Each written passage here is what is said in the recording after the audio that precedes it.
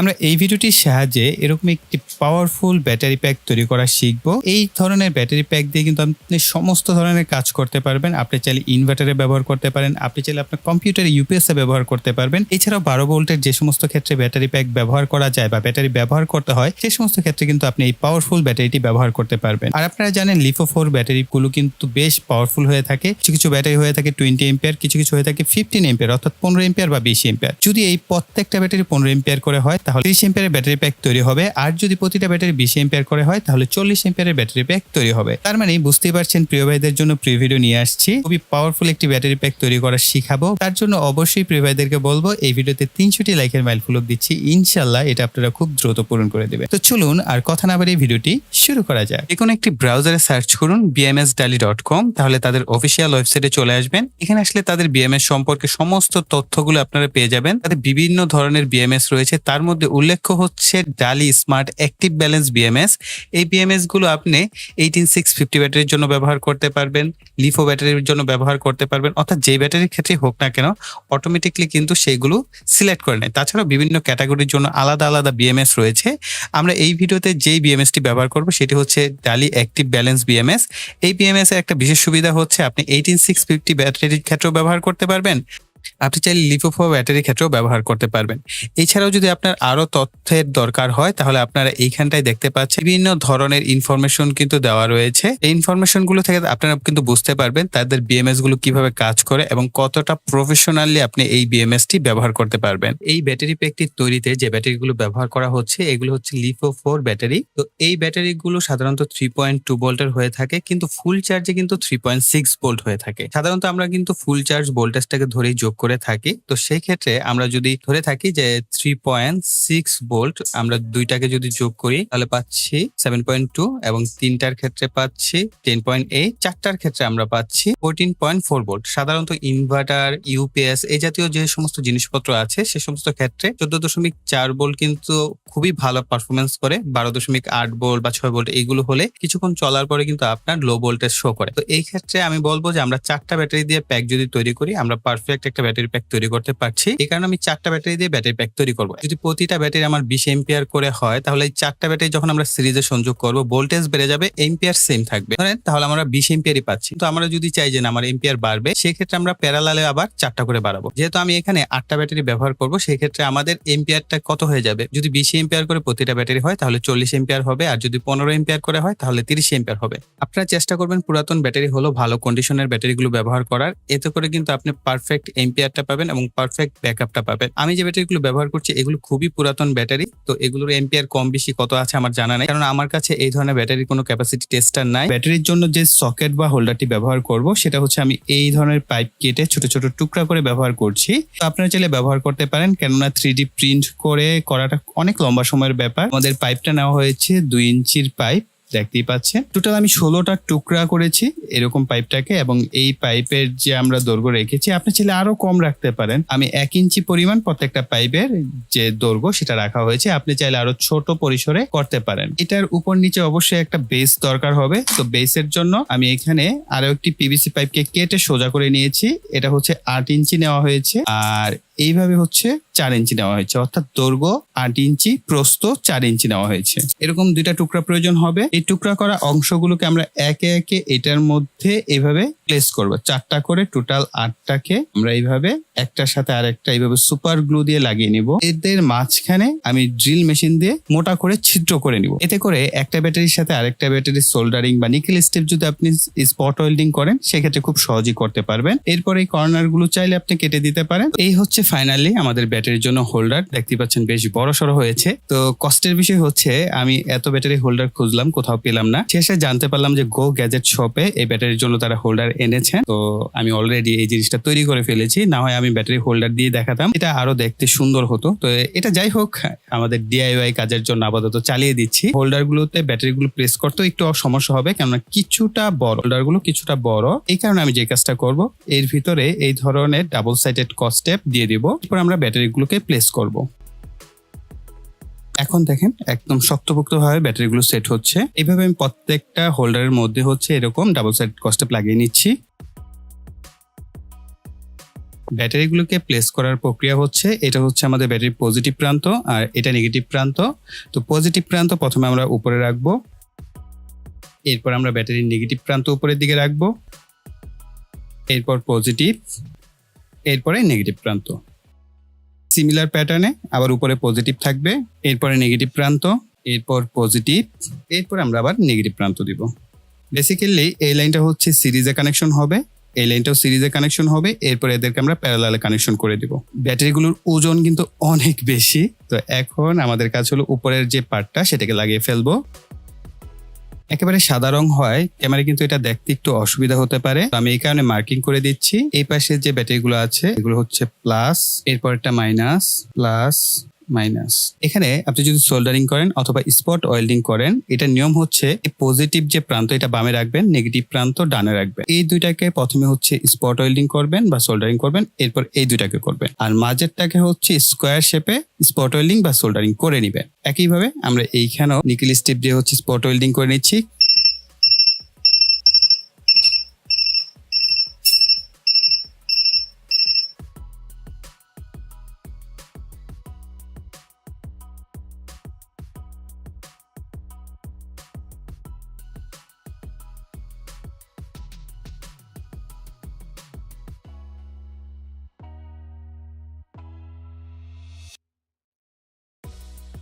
আমাদের এই ব্যাটারি প্যাকটিকে উল্টো করে ফেলবো। এটা হচ্ছে আমরা এরকম করে স্কোয়ার শেপ তৈরি করবো একটা, এই পাশে স্কোয়ার শেপ হবে আরেকটা।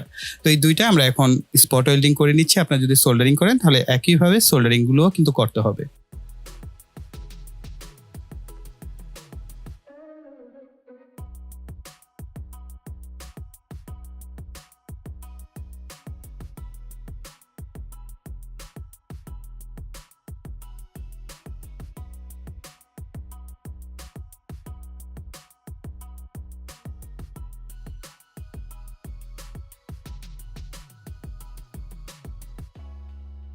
সো আপনারা দেখতেই পেলেন কিভাবে আমরা এইগুলোকে স্পট ওয়েল্ডিং করে নিয়েছি। ঠিক একইভাবে আপনারা ওয়েল্ডিং করবেন, কোনো ভুল করা যাবে না। আর এই পাশটাও আপনারা খেয়াল করে যদি দেখেন, আমাদের একটা প্রান্ত কিন্তু শুধু পজিটিভ রয়েছে আর একটা প্রান্ত নেগেটিভ, এখানে কিন্তু অন্য কোনো প্রান্ত আসে নাই। আর মাঝখানে আমরা এইভাবে স্পট ওয়েল্ডিং করে নিয়েছি। 1s 2s এটা একটু আইডেন্টিফাই করে নিচ্ছি। আর নেগেটিভ থেকে হচ্ছে কাউন্ট শুরু করবেন। যেমন এটা যেহেতু আমাদের প্রথম নেগেটিভ, তার মানে এই পাশে যেটা আসবে পজিটিভ এটা হচ্ছে আমাদের 1s, মানে প্রথম সেল ব্যাটারি। এরপরে এখান থেকে আবার এটা নেগেটিভে আসছে, এটার উপরের দিকে আবার যখন যাবে এটা হচ্ছে আমাদের 2s।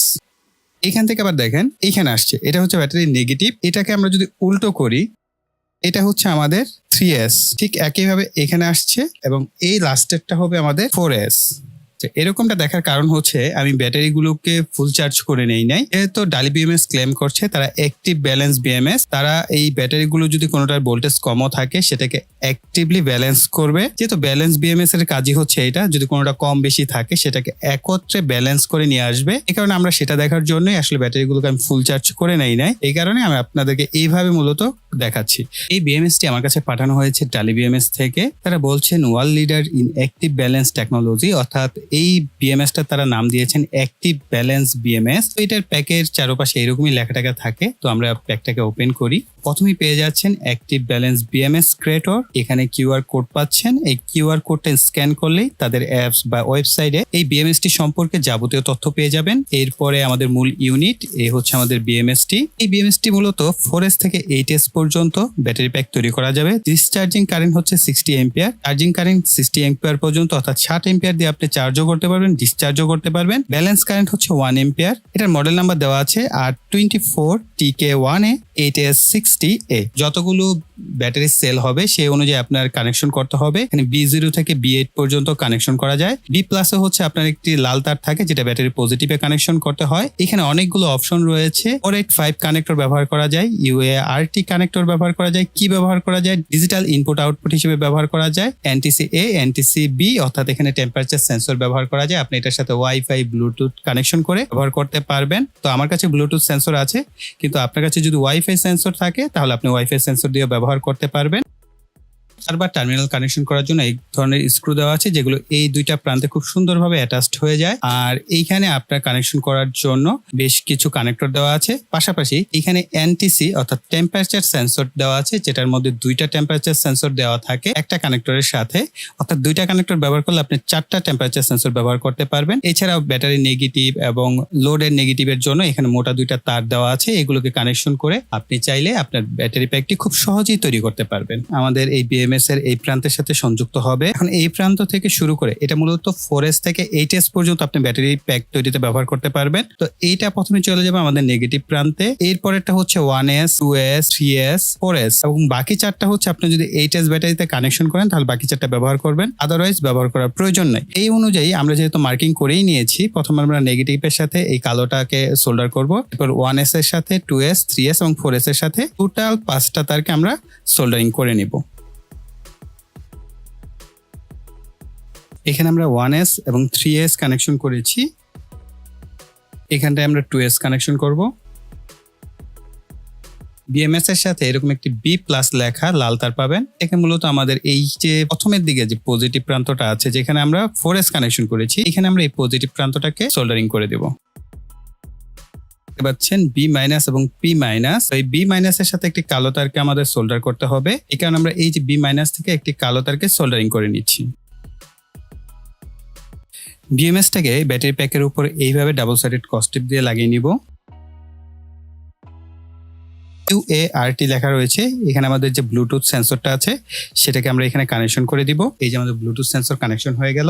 NTC A এবং NTC B দুইটা অপশন রয়েছে, আমরা যে কোনোটাই আমরা আমাদের এই টেম্পারেচার সেন্সরটাকে কানেকশন করে নিব।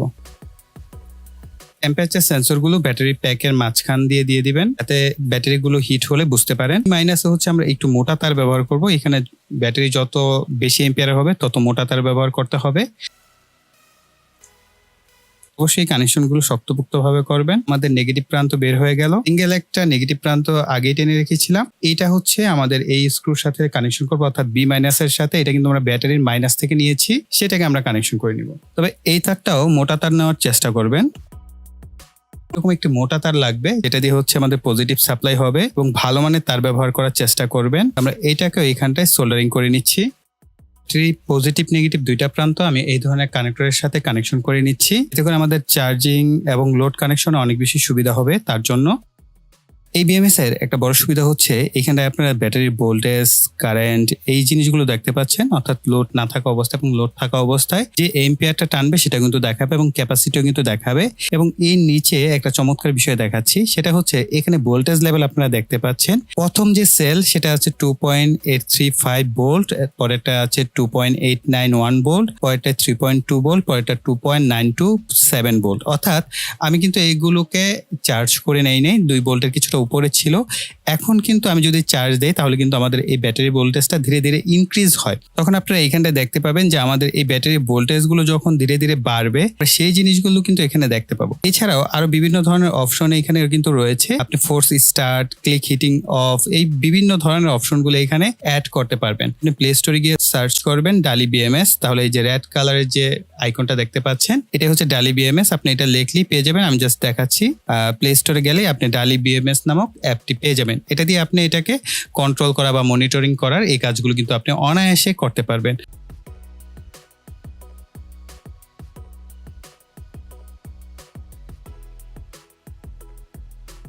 টেস্টের জন্য 775 ডিসি মোটর ব্যবহার করছি।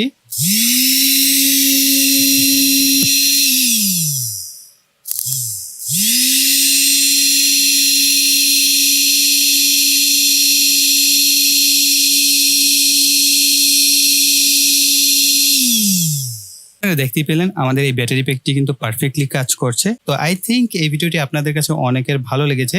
এই ধরনের ব্যাটারি প্যাকগুলো কিন্তু আপনি বিভিন্ন কাজে ব্যবহার করতে পারবেন। আরেকটা বিষয় আপনাদেরকে বলা হয়নি, সেটা হচ্ছে যে এই ব্যাটারি প্যাকটি কিভাবে চার্জ করবেন। তো আমরা কিন্তু কিছুদিন আগে একটা ভিডিও করেছিলাম যেখানে আমরা 12 ভোল্টের ব্যাটারির চার্জার দেখিয়েছিলাম অটোকাট সিস্টেম সহ। তো আপনি চাইলে সেই চার্জারটি ব্যবহার করতে পারেন, সেটা দিয়েও কিন্তু আপনি এই ব্যাটারি প্যাকটিকে চার্জ করতে পারবেন। তো সেটার বাই লিঙ্ক ভিডিও ডিসক্রিপশন বক্সে দেওয়া থাকবে। তো অনেকে জিজ্ঞাসা করেন ভাইয়া কিভাবে চার্জ করবো। তো এটাকে চার্জ করার খুবই সিম্পল। এখান থেকে আপনার লোড নিতে হবে, এখান থেকে আপনাকে ব্যাটারিটিকে চার্জ করতে হবে। অর্থাৎ আপনি যে চার্জারটি ব্যবহার করবেন এখান থেকে দুইটা পজিটিভ নেগেটিভ বের করে আপনার চার্জার ব্যবহার করবেন, আবার এইখান থেকে দুইটা আউটপুট বা লোডের জন্য আপনি পজিটিভ নেগেটিভ বের করে নেবেন। এভাবেই মূলত এই ধরনের ব্যাটারি প্যাক গুলোকে ব্যবহার করতে হয়। তো প্রিয় ভাইদেরকে বলবো অবশ্যই 300টি লাইকের মাইল ফলক আপনারা পূরণ করে দিবেন খুব দ্রুত ইনশাল্লাহ। এই ভিডিওটা করতে আমার অনেক বেশি কষ্ট হয়েছে এবং অনেক বেশি এফোর্টও দিতে হয়েছে।